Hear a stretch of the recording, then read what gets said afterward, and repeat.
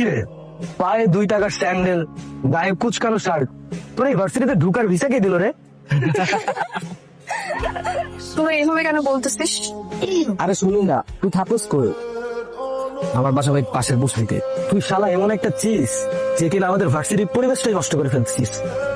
শোন, এটা হচ্ছে প্রাইভেট ইউনিভার্সিটি, এখানে স্মার্ট আর রিচ কিডরা পড়তে আসে।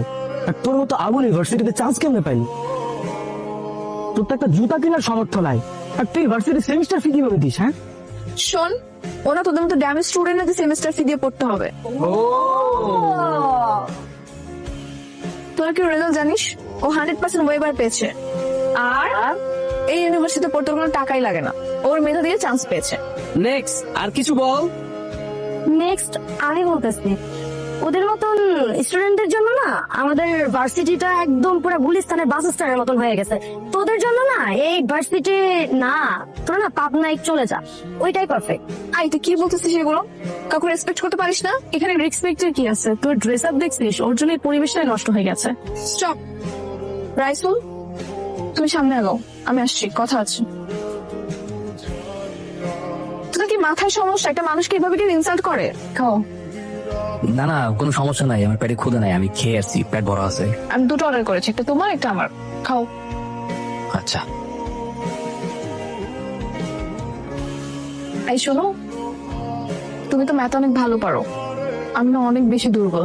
তুমি কি আমাকে একটু ম্যাথ শেখাতে পারবে? তাহলে অফ ডে গুলোতে তুমি আমার বাসায় এসে ম্যাথ শেখাবে, বুঝছো? অবশ্যই, কোনো সমস্যা নেই।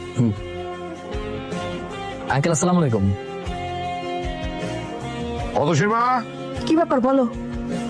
এই ছেলেকে ও তো অতসীর বন্ধু। অতসীর বন্ধু মানে? উপস্থিতের ছেলে অতসীর বন্ধু হয় কি করে? ভার্সিটির বন্ধু, ছেলেটা নাকি খুব ভালো ম্যাথ পারে, তাই অতসী বলছিল ওর কাছে ম্যাথ পড়বে। দেশে টিচারের অভাব, ওরকম লোয়ার ক্লাস ছেলেটা চোখে ম্যাথ শিখতে হবে না, তো গাছকে বিদায় করে দাও।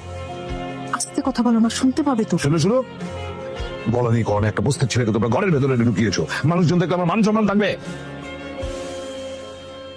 আচ্ছা ঠিক আছে, তুমি একটু শান্ত হও, আমি দেখছি। তোমাদের শেষ হয়েছে? আসলে হয়েছে কি বাবা, অতসীর বাবা ওর জন্য একটা আগে থেকে টিচার ঠিক করে ফেলেছেন। আমি আর অতসী জানতাম না, উনি আবার কলেজের প্রফেসর, উনি কাল থেকে ওকে পড়াতে আসবে। এখন তুমি কাল থেকে তোমার না আসলেও চলবে। মা, আমি কার কাছে পড়বো কি না পড়বো তাতে কি আমার কোনো মতামত নেই। ঠিক আছে,